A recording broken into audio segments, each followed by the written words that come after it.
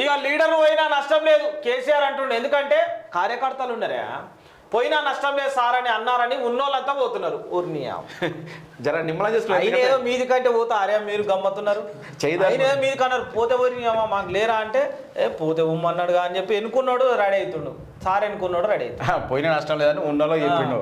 కానీ ఉన్నోళ్ళు ఎంతమంది ఉంటారు వదిలేదు. తెలంగాణ రాష్ట్ర సాధన గురించి, తెలంగాణ సాధించేందుకు కష్టపడ్డటువంటి ఎందరో కార్యకర్తలు, లక్షలాది మంది కార్యకర్తలు నిజంగా తెలంగాణ అంటే అభిమానం ఉన్నోళ్ళు తెలంగాణ పార్టీకే గుద్దిరబ్బ. అవును అవును, వీళ్ళని గెలిపించింది కూడా ఎందుకు మరి? ఇప్పటికీ ఈ అడ్డమైన ముఖాలను చూసి కాదు, ఆ కండువాన్ని చూసి ఆ పార్టీని చూసి గెలిపించరు. తెలంగాణ ఇట్లా పోయేటోడు ఇట్లా అమ్ముడు పోయే కొడుకులు అని చెప్పి కాదు, వీళ్ళ ముఖాలు చూసి వీళ్ళు ఏమనుకుంటారు అంటే నేను అల్లున్నా గెలుస్తా ఇల్లున్నా గెలుస్తా అనుకుంటారు వీళ్ళు. కానీ వీళ్ళు ఉచ్చ ముఖాలు చూసి కాదు, అభిమానంతో చేసిరు ఓట్లు. అసలైన ఉద్యమకారులను వెంట ఉంచుకుంటే ఇదంతా కాకపోతే కేసీఆర్ కూడా ఏంటంటే ఉద్యమకారులను దేకలే, విద్యార్థులను దేకలే, మెయిన్ నిరుద్యోగుల పట్ల అస్సలు చిత్తశుద్ధి లేకపోయా.